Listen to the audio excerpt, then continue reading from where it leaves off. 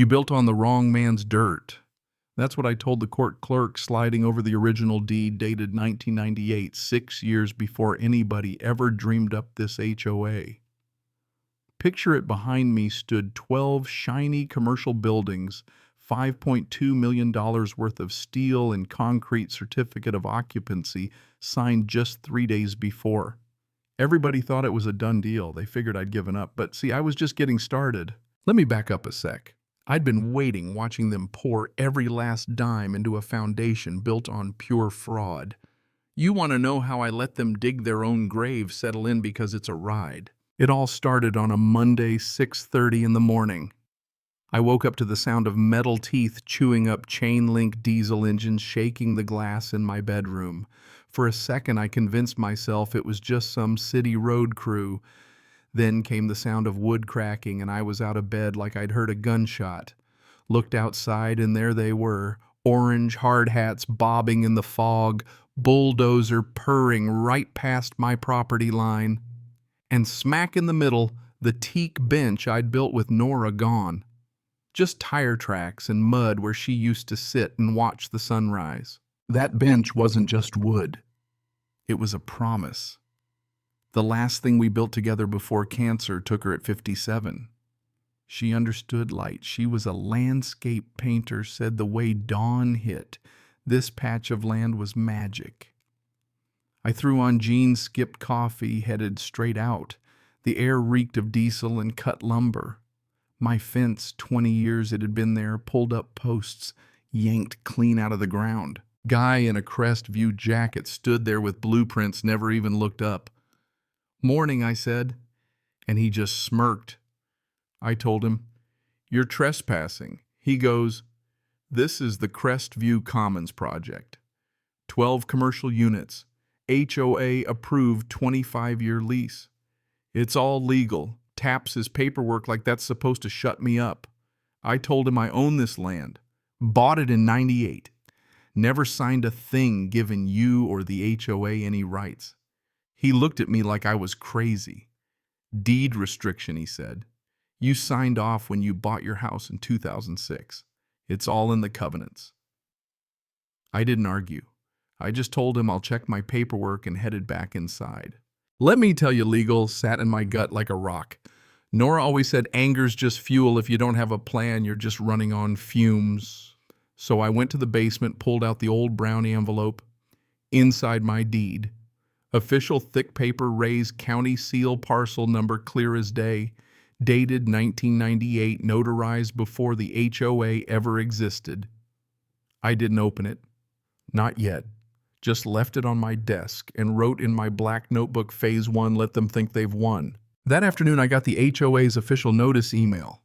The president herself, Felicity Ashford, said Crestview was approved under Article 14.3. Objections must go through arbitration. You've got 15 days, blah, blah.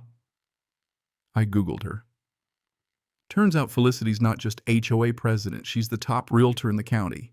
LinkedIn pics, shaking hands with Crestvew's CEO at charity events, side gig consultant on rezoning projects. She wasn't just approving it, she was cashing in. So I started to folder evidence. Screenshots saved. I just sat there staring out at the machinery.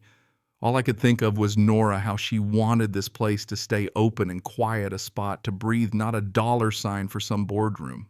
But this wasn't some strong-arm robbery. They tried to bury me under paperwork. Forgeries, fake approvals, assuming I was too tired or too heartbroken to push back. They picked the wrong man. I finally opened that deed. November 12th, 1998, county seal, my name, no. HOA, no restrictions. Because in '98, the HOA didn't exist. I ran my thumb over that seal, then tucked it away. Not yet. Not until the last nail was hammered. I let them build. 2 weeks and foundations were poured. Steel frames rising where Nora's bench once was. I watched every night as the sun set, thinking every brick, every dollar, it's all evidence. The first real showdown came at the HOA meeting. I showed up early, sat in the back of a fluorescent-lit room full of folks who wouldn't look me in the eye. President Ashford walks in all business tight smile. "Mr. Merritt, you have 5 minutes," she said. I told them flat out 40 by 80 meter plot, my property purchased in 98, no deed restriction, never signed a thing. Asked them to halt construction and investigate how this even got approved. She didn't miss a beat. You're mistaken, Mr. Merritt. The deed restriction was applied retroactively. You agreed to those terms when you bought your home. Her attorney chimed in, claimed everything was compliant, legal opinions, blah, blah. Secretary said it passed 9-2 at the March meeting. I was absent. I said I'd never been notified. All meetings are posted, they said. Someone in the crowd asked, shouldn't we check who owns the land? Attorney shrugged. County already verified it. I asked for the deed they'd submitted. They promised to email it. That night I got a PDF. At first glance, it looked like my original until the bottom of page 2, subject to HOA covenants, recorded June 1st, 2004. Font was offline, spacing weird. Pulled out my deed, no such line. Checked the PDF's metadata, created February 18th, 2024, 3 weeks before the permit was filed. Someone had forged it. I thought about calling the police right then, but Nora's words echoed, anger as fuel, plan is the engine. If I blew up now, they'd call it a clerical error, buy time pivot. But if I let them finish, let them spend millions, then they'd have no way out. So I wrote in my notebook, Phase 2, let them build. Thursday, I hired a lawyer. Geneva Lawson, 15 years in real estate law, reputation for winning boundary wars. I laid it all out, bench cancer, excavator, fake deed, metadata. She spent a long time comparing documents, then looked up and said, this is forgery. A felony. She said we could file an emergency injunction, but it'd take weeks, and by then they'd claim halting construction would cause financial harm. Instead, she suggested let them finish. If it's completed, every dollar spent is liability. When we move, the damages will be catastrophic. But if they sell units before we act, innocent buyers get hurt. They won't sell till the certificate of occupancy, I told her. She nodded. Then we wait. But while we wait, we build the case. Geneva dug in. She filed public records requests, hired a surveyor, proved my parcel was never HOA common area. Ran the PDF through forensic analysis. Found 2 layers, the original 1998 scan and the digital overlay added February 2024, traced back to the HOA president's home IP.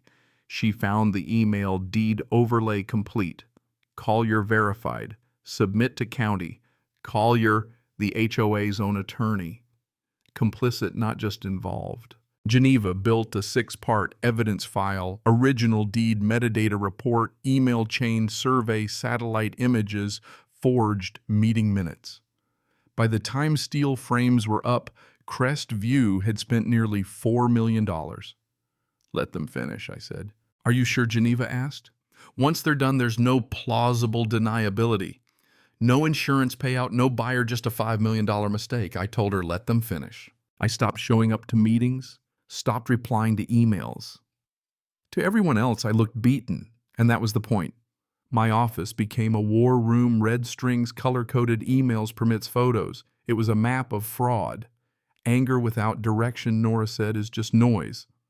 So I made a plan. Every month I updated my phases, tracking construction milestones, dollars spent. Summer came and went. HOA's own emails revealed they'd closed the case. Merritt has gone quiet. Social media buzzed. Can't wait for the new shops, one woman asked. Didn't someone object? 3 replies told her to hush. Let them celebrate. Let them get comfortable. By September, buildings were nearly done.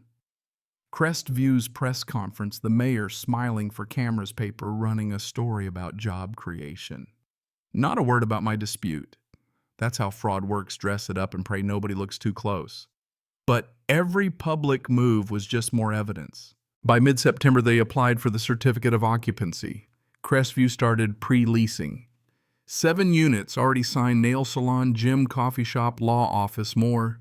Geneva pulled the leases, standard contracts, move-ins scheduled for November. But those tenants had no idea they were buying into a house of cards. What happens to them when we file? I asked Geneva. Their leases are void. They'll lose deposits, have to find new locations. Some will sue Crestview. That's the fallout. I didn't like it, but the alternative was worse. More people caught up messier in the long run. October 10th, inspection passed. Certificate issued October 14th. Geneva and I were ready. October 15th, 8:00 a.m. She filed the complaint, recorded the list pending, sent criminal referrals. Defendant served by 9:30. News broke at noon. Homeowner sues HOA, claims deed forgery in $5 million development. Social media exploded. Some folks outraged, others blaming me. I kept my mouth shut. Evidence would do the talking. Courtroom hearing packed with reporters and neighbors who'd once looked right through me. Geneva laid it all out. Original deed metadata, emails, survey, satellite images. Defense claimed it was a clerical error. Geneva called the president to the stand. She stammered, claimed she didn't recall. Vice president pled the fifth. Judge issued a restraining order, referred the matter for criminal prosecution. That's when things started to unravel. The vice president got suspended by the state bar. The president resigned, lost her real estate license. Crestviews Insurance denied the claim. Fraud exclusion, $5 million gone. The company filed bankruptcy, CEO quit, tenants pulled out. All that was left were 12 empty buildings gathering dust, a monument to arrogance. Criminal verdict came down January 15th. President guilty of forgery. 18 months jail. $50,000 fine, license gone. Vice president guilty of fraud, 24 months, $75,000 fine disbarred. The civil trial wasn't far behind. I was awarded legal fees, damages, and the court ordered Crestview to demolish the buildings and restore my land. Neighborhood changed. Bookstore owner became the new HOA president, passed new transparency rules.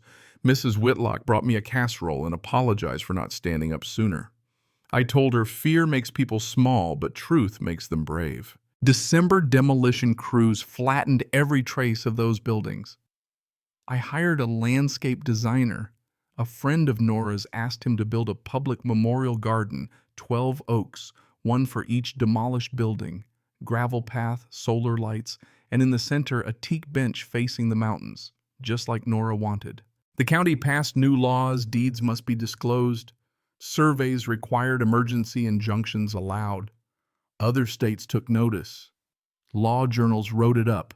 I didn't care about the spotlight. I cared about the principle. The truth finally home. March 14th.